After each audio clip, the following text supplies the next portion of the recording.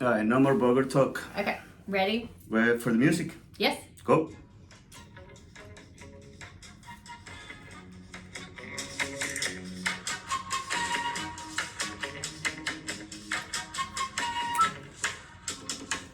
Welcome to episode number 4 of 30 Minutes Down South. My name is Allison and her name is Carlos. Carlos Derringer. How you doing, Carlos? I'm fabulous. How are you? Your accent is, I can tell if you're actually It's in American. Well, I'm back from Vegas. Came back. Vegas, baby. Yeah, I came back on Monday. We had this ReMax Conference over there. It's called the R4. Mm-hmm. You know what? Now that I think about it, I don't remember what the R4 stands for. Someone asked me that last week, and I said I have no idea what Do it's you called know? R4. No, I don't. And I didn't get to go, so. Referrals should be there. It's got to be there, right? Referrals, real estate. I do know now. I learned after 4 years in here. I learned a little bit about the history behind the ReMax brand, how it all started. Now, it was a big anniversary. 50 years of ReMax. 50 years with the brand. I gotta tell you, I'm not a big corporate guy. I love to do things my own. No. I You just don't like to follow the rules. What? No, I do like to follow the rules. I'm actually a very, very strict rule follower, you know, when it comes down to... Your rules. You follow your rules. Well, very strictly. yeah, well, you know, like... I do follow the rules. I think that I'm the just rules... giving you a hard time. No, I don't understand. and it's fun that you bring that up because, you know, it's a very good subject because I believe that rules, we need rules. Humans really, really, really, really need rules. There are some rules that are more strict than others. You know, there are some rules that I will not agree, you know, but obviously I will not break the rules if they carry a big punishment, you know. You're not going to jail? No, I don't want to go to jail. It trust wouldn't me. be a good look on you. Well, what are you talking about? Orange. Orange, It's you not your said? color. I don't know. I look good in orange. You tell me you look good in orange right now. It's peach. That's orange. Nobody looks good in orange. Well, Peach is a new black. Is that what the new show you're gonna come out with? Yeah. Talking about jail. Oh, well, we're going back to R4, R4, yeah. and then we'll talk about jail. Okay.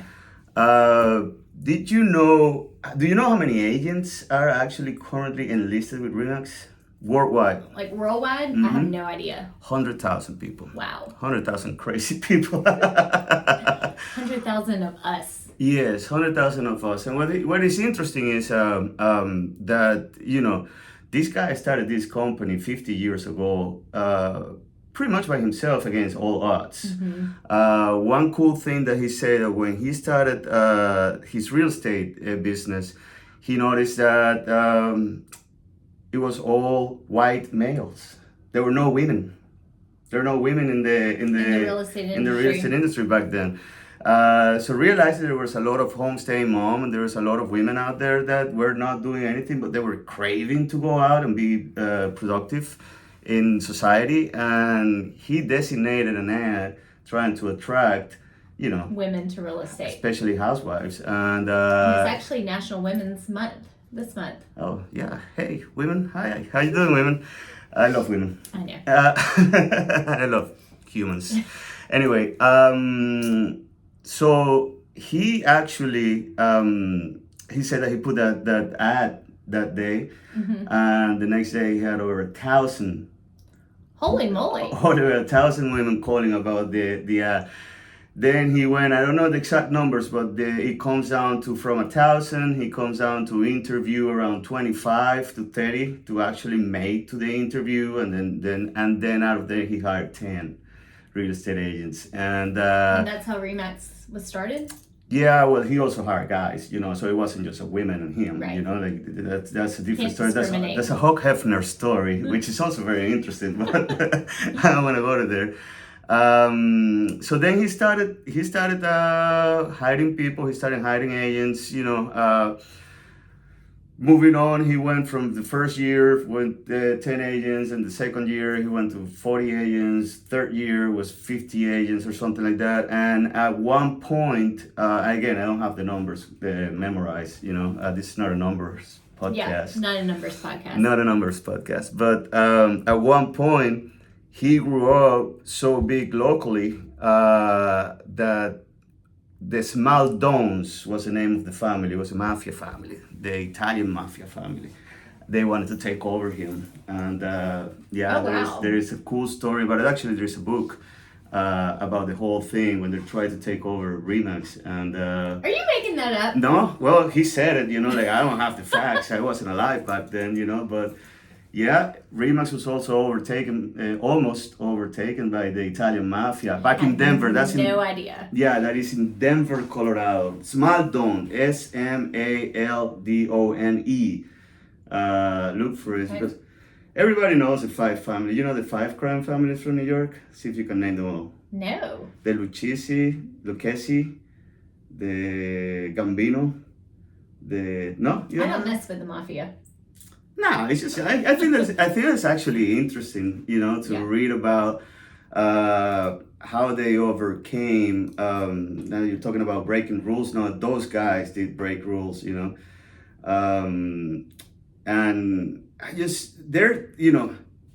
those type of criminals, those type of mafia guys, they're actually so smart and so that you will think what would have happened if they actually went the law abiding. Yeah. Had they put their skills to good rather than exactly. Yeah. Rather than crime. Because at the end of the day, what's the motivation for crime? You got two motivations. One obviously is the money, and the other one, I think, I truly believe there is respect. Yeah. When somebody feels disrespected, then turns into crime, Maybe so. I hadn't put that much thought into it. Well, there you go. Talking another homework for you. Alison, talking about homework, tell me you watch the movies that you were supposed to watch. I have not. I've been busy. So while you were at R4 and I could not attend, I was in Orlando for my oldest daughter's national dance competition, which was really neat. Yes. How did she do? Her team won second in the Palm performance.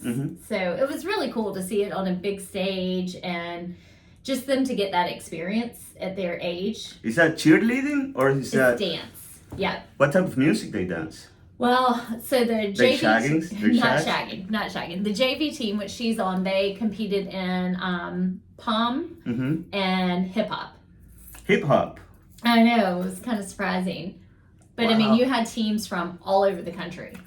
So those are the nationals. Nationals, yeah. So she's representing South Carolina, or is she representing Chapin High School? How many people from Chapin High School?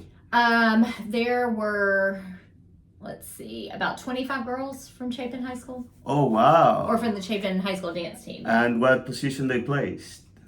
Well, the JV placed second in Palm, varsity placed second in Palm as well. Wow! Hey, congratulations! Yeah, congratulations, lady! Who knew? Chapin is a new home of hip hop. Yeah, so it was fun, but it was great to spend time with her because she's 16 and she's not gonna be home too many more years. But I was definitely sad to miss the ReMax convention. Yeah, it was a good one. I spent 4 days there. Met people from all over the world. Actually met some real estate agents from Japan. We're going to have a special guest from Japan on next episode. That's gonna be very cool. People from Chile, Argentina. Met agents from all over the world, which is very interesting. I mean, I love meeting people in general, no matter what, But you're when a people person. Yeah, when you're talking with people with all over the world and you're asking them, the silly questions that you ask here, hey, how's the market? But you go into so how does that work over there? So how does that work in Japan? How does that work in Chile? How does that work in Argentina? Do you have the due diligence? Do you have the inspection reports? Do you have, earnest money? Yeah, I'm excited to hear what she says. Yeah. Because, it's just so different within our state, much less from one country to another. Well, here's a little thing, and I don't want to spoil it, but it's a lot alike. Really? Like what we do here. Yeah, it's got its differences, but it's pretty much like the very basics that we do here. Okay, well, I'm looking forward to it. Talking about real estate, I got a question for you. Have you been following the Murdaugh trials, the Murdaugh trial? Who has not been following the Murdaugh trials? I'm convinced that most people didn't work for 6 weeks. Except the judge. Except the judge, yes. They pretty much just sat in front of the TV and listened to that trial. And it's crazy. It's definitely intriguing. You know, I heard about it, obviously. You know, that thing was going on. And you'd have to be living under a rock not to hear about it. Well, here's the thing. I knew it was happening. I was just like, never really put a single minute onto it. You know, I knew what was going on. I read here and there, somebody killed here, somebody killed there. You know, somebody stole money here and somebody stole money there. It's pretty much the biggest trial, televised anyway, since the O.J. Simpson trial. I understand that now, you know, and you missed it. Well, I did miss a live feed, yeah. But then when I was coming back from Vegas, I spent a lot of time on the airport, and then my flight got delayed, so I was sitting there. I was like, you know what? I'm just gonna catch up on this guy. My God, talk about the Mafia families. I mean, that family actually is unbelievable, and I'm not apologizing for those that, you know, hasn't been convicted yet. I mean, like, I think they're all guilty. Period. I'm gonna say it. You know, like, you're not gonna be picked as a juror. Well, yeah, I won't. You know, but the truth is, you know, that you cannot just say, oh, yeah, we've been like this for 100 years, but it wasn't me. I haven't touched that. I mean, you're a crook, and it's under the family, and you sit down and eat dinner together, and you talk about it. You know, that's how it works. You're not gonna. Anyway, what I was gonna bring up on that is that their house is for sale. It's under contract, actually. Yeah. Do you have any information about it? So, I bet you do. Well, it's actually somewhat close to where I grew up. So I've been really intrigued with the trial. Do you actually know any of those people? I do not, but I know people who know people. Of course.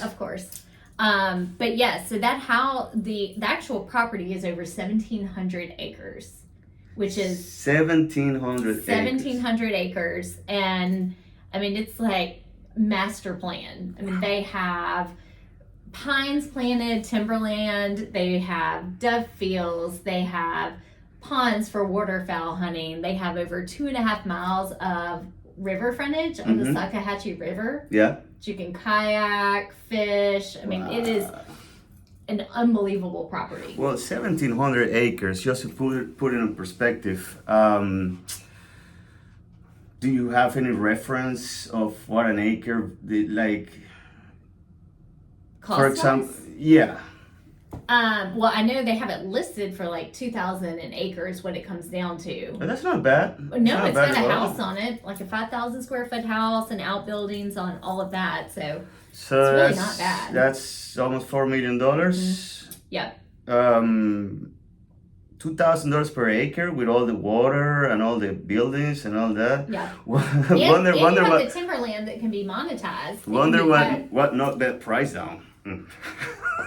So my question was, when we were discussing this at my house the other night, and the question came up: can you actually sell a house if you are convicted of a crime? I'm not following the question. What do you mean if you can sell a house if you're convicted? All right, so at this point, the owner is in jail. Correct. Because he was found guilty. Correct. For murdering his wife and son. Yeah. But he has his house for sale. Okay. So the question was, can you actually sell your personal property while you're in jail? Yes, of course you can. I mean, I guess that you probably have to have a power of attorney to somebody that can sign on your behalf. Of course you can. I mean, actually, the state, some stipulations to that. The state probably, if you are under a lawsuit, like he's under what, 200 lawsuits, 300 lawsuits? Yeah, I think he literally has like 70-something charges pending against him. They gave him life in prison, not because of the crime. They gave life in prison because by the time he ends up with all the lawsuits, you know, he's gonna be 99 years old. So we're just gonna keep you here and feed you and give you, so you don't have to go back and first save a lot of money on Uber. Yeah. On Uber. But when he's facing all this stuff, I guess at one point they freeze your assets. I know that happens with drug convictions too.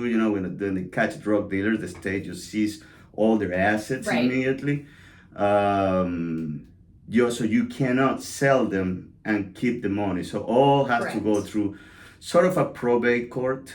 Is that what you were gonna say? Yeah, I mean, if someone's in jail and they go to sell personal property and they have any type of litigation against them, where they would owe people money or people are suing them for, what's the word I'm looking for?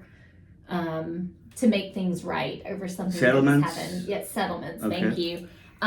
Then that money will be held almost in a type of escrow, trust. Yeah.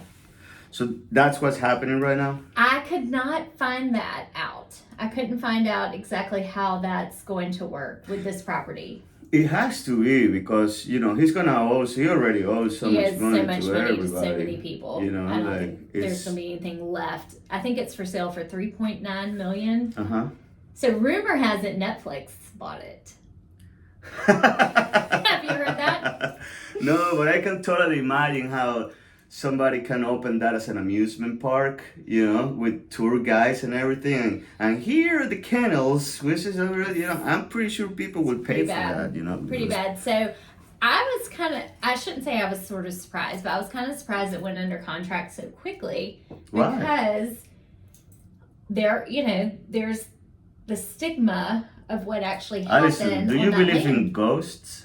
I didn't say it was haunted. Well, you didn't answer my question. Do you believe in ghosts? Oh, absolutely. You do? I do. Yeah. Tell me a story about ghosts. So I lived in a house about 15 years ago. And we had the strangest things happening on it. Like what? Well, what would wake up in the middle of the night, look like somebody was standing at the end of the bed, would have... No shit. Yes. So, like you see just like the silhouette, yes. Or you were able to see somebody? No, not like forms or shapes, but there were multiple times I would be in my bathroom and see what I thought was somebody walk through my bedroom door. Okay. And turn. Okay. To speak, and nobody was there. And then Ellie would stand up in her crib all the time and point at things, which David thought I was crazy and, just David doesn't believe in ghosts. At the time, no. At the time, no, but now he does. Well, there were some things that happened that he could not deny, So I had a friend of mine's child over at the house one day, and he turned and looked at me again, and he goes, "Miss Allison, who was that man standing right there?" You kidding me? No. So I did all this research on the house, couldn't find anything. I mean, all the previous owners were still living, but where we grew up, there was a lot of Indian burial ground. And after I moved out a few years later, talking with neighbors, they had all had similar things happen at their house too. So who knows? Never say never. I don't know. Like I've had situations too, but I'm just wired into like, if you don't bother me, I'm just. So let me ask you this: if you're a seller. Yes. And you believe your house is haunted. If you're a seller and you believe your house is haunted. The house you're selling. Okay. You think it's haunted. Okay. Do you have to disclose it to buyers? Like, what are you going to disclose? Yeah, I believe in ghosts and I see a couple ghosts in here. Like, I mean, you're talking about legally. I don't think that you can, that you have to legally. You can disclose whatever you want to. Legally, you don't have to disclose if there are ghosts in there. Now, you do have to disclose if there was a crime committed at one point. Is that true? You're looking at me like you did all your homework. I did do my homework because I was curious. I really was. Because I have had more than one buyer ask me, do you think this house is haunted? Well, that's an opinion. But they've also asked, especially if it's an estate sale. If the person died in there? If the person died in the house. Yeah. In the state of South Carolina, you do not have to disclose a death in the home. You don't have to disclose a crime in the home. But if you have a buyer ask and you know the answer, you have to disclose the answer. It. Yes. So if you're buying a house, you have to ask. Ask. No, You have to know which questions to ask. Yeah. I honestly don't believe in ghosts. Like I was when I grew up, they say, you know, you don't fear dead people, fear on the people that's alive. Yes. They can harm you. The dead people can't. There's an old song that my dad used to listen to, and it said, oh gosh, how did it go? I'll have to find it. I know, but it was talking about sitting. You know when they used to sit up with the dead, like wakes. Like no. So when people used to pass away, they would leave the body in the home. Okay. And the family would sit with the body until it was buried. Oh yeah. Okay, yeah. And the song said, because apparently sometimes reflexes would happen and people would sit up. And they would move. Yeah. Said, you know, not sitting up with the dead anymore since the dead started sitting up too. I'll have to find it. It was funnier when you listened to it. Yeah, that wasn't too funny. It was not very funny. I'm actually just laughing because it was not funny at all. It was rough. That was rough getting that story out. I mean, you had it. I'm sorry. It's okay. It wasn't funny. It really wasn't. I'm not laughing about the joke. I'm laughing about you. It was painful, but that's okay. Anyway, so those people have to disclose. Let's say you're the real estate agent for the Moselle. That's the name of the ranch, right? The Moselle Property. The Moselle Property. So if you're the real estate agent of the Moselle Property, like, what do you have to disclose in there? You don't have to disclose anything. Well, at this point... I mean, at this point, everybody in the United States if you're buying the happened. Moselle and then you go closing and then, you know, weeks later, your neighbor comes in like, how do you buy this property? What do you mean? Well, do you know there was a crime here? What are you talking about? There was a crime here. Now, the price could reflect what happened, though. I'm pretty sure $2,000 per acre, that's pretty low, you know, even in the middle of nowhere, you know. Yeah. And with all the, I mean, you have how many buildings in there? I think it was 3 outbuildings, maybe. I mean, huge sheds and workshops and kennels. And I mean, it's crazy when you read about it. It's a hunter's paradise, for sure. Yeah, I did read, you know, Paul, what's his name, and all the stuff that he did, you know, all the hunting and growing up there, it does sound like paradise. Never been around that area at all. It's a beautiful area. Is it? Yeah, it really is. That's in between Charleston and Columbia, right?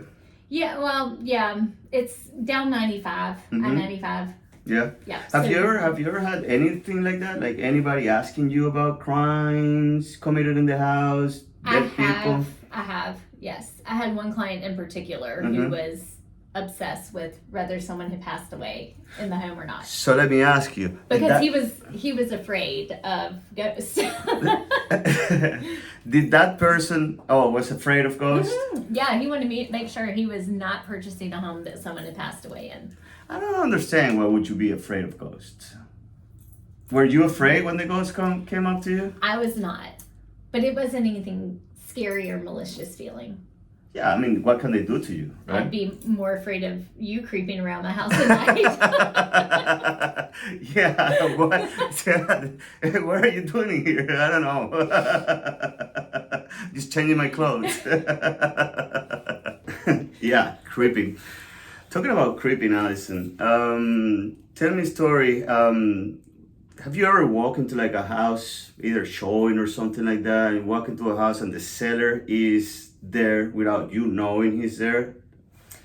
Or she? You mean other than all the video cameras people have in their houses now? Yeah, you know I what feel I like mean. we're never alone. So I guess the most memorable story with that would be when I had my first big lake listing. I had been at ReMax not even a year then, and I was so excited about it that I scheduled an agent open house, you know, for all of the realtors in the office to come see the house. And the seller knew, we had scheduled it with them.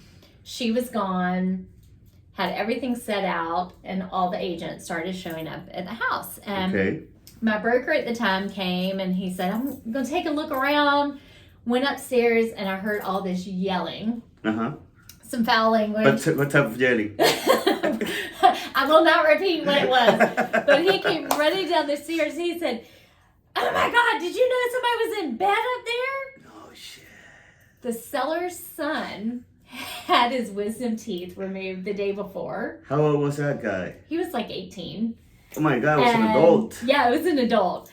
Had taken some pain medicine and had not woken up to leave the house for the open house and was passed he naked? out. No, he wasn't naked. He was passed out in the bed upstairs on mean, pain medicine.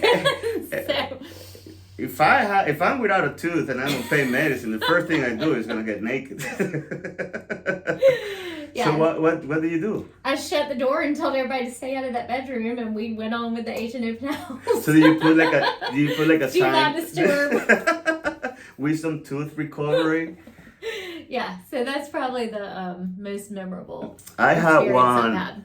I had one time the same. No, actually, I was showing a house. So I walk in with my clients. We made an appointment. You know, whenever you show a house, you have to make an appointment. Especially if there's people living in there. Right. So the listing agent will come and tell the sellers, "Hey, so and so is coming here at this time. Please leave. Let them do their thing, which is, you know, opening the house, walking around, showing." So we were in this house. Man, that was like 5 years ago. So I don't even remember what exactly it was. But we walk in. It was me and a couple. So I walk in. I always walk in first. I open the door and I walk in first, making sure, you know, that the house is actually empty. Right. There's nobody with a shotgun saying, "What the hell are you doing here?" You know.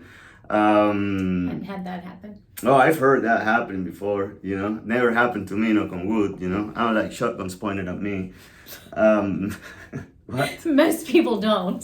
Yeah, they're scary. You know. Yes. They got that double barrel in there. Like, if you're gonna point a gun at me, I don't want it to be a shotgun. Well, at least you're looking out for your clients and you go in first. So yeah, so I was walking in, and they were looking. We started looking at the kitchen, started looking at the living room, whatever. We walk in, you know, and they're, you know, typical thing. And then I opened the master bedroom door, and there was this woman just lying there, completely naked. And oh my gosh! And full sleep. Alice, when I'm talking about probably like it was like. Do you think you're getting punked? Huh? That show Punked. Punked with Ashton Kutcher. Yeah. Well, no. I mean, like it wasn't. No, that wasn't TV worth it. Like I don't know. And she didn't wake up. You know, so I opened the door. And she was just like laying there, like completely passed out. And Addison, it wasn't early in the morning, you know. It was, I don't know, I don't remember the time, but it was past noon. So I closed the door quietly, and I started to whisper on my clients, we gotta go, because trust me, you know, and I haven't been doing real estate for too long when that happened to me. I was probably in my first and second year. So that was over 7 years ago, right? So I started whispering because my first thought is like, this woman is gonna hear a noise. She's gonna grab a gun that she probably have on her nightstand, and she's gonna come out of that bedroom just shooting without asking questions, right? So at that point, all I wanted to do is like not wake her up. Just get out of the house. Just get out of the house quietly, right? So I'm telling my clients, let's get the fuck out of here. Let's get out. And the guy's like, what? What do you say, Carlos? Yo, you know, your accent is kind of thick right now. You need to, okay, shut up. Let's go. We need to move out. So, what's going on? Can we go to the master bedroom? It's got the master bathroom in there. I mean, like it was. So I had to like kind of like push them out and, you know, explain the situation to them, and, you know, just call the listing agent and say, man, what the hell is going on? But that was one, you know. It's never a dull moment. No, showing houses, you know, I've came in and I found rocks in the house. I've came in and found, you know, whatever. I always tell my clients, listen, if you're going to lease your house and you're going to have strange people here, put all your prescription medicines away, put all your guns away, put all your jewelry away, you know, like, you never know. You never really know who's showing. Most of us are, we have to pass a background check, and we all have to pass, they do a research on us, They do, but at the end of the day, there's a lot of licensed agents, and you can't control the people that are coming through. The buyers don't have background checks or anything. Correct. And we pre-qualify them as best we can. And that is the biggest problem. I mean, I trust all the agents, but whenever you're showing a house, and this happened to anybody, this happened to me too, you show a house and you have 4 or 5 people getting out of the truck, Right. and it's like, here is your client, and he's your client's dad, and he's your client's cousin, and he's your client's cousin's best friend, and his best friend has a friend, and then suddenly you're showing the house of 7 people. Yeah, you can't keep up with all of them. You cannot keep track with them. So lesson to learn in there. Lesson learned. About drugs and guns. I mean, this episode was kind of like drugs and guns and crime and All mystery kinds of- and murder. And you haven't seen The Matrix yet. No, And you I have haven't not. seen Terminator yet. I have not. I Have you s- seen Guardians of the Galaxy though? No, you didn't tell me to see Guardians of the Galaxy. I You didn't. told me to watch Chicken Little. I know. Did Guess you watch? what? You did Yes, watch it. I watched Chicken Little. I fell asleep in the middle. I'm not a big kids movie watcher, but I saw this guy's fine. And then he became the hero. I actually like the little guy. He's I was so rooting cute. for him. Yeah, he's weird though. Well, so are we. We all are.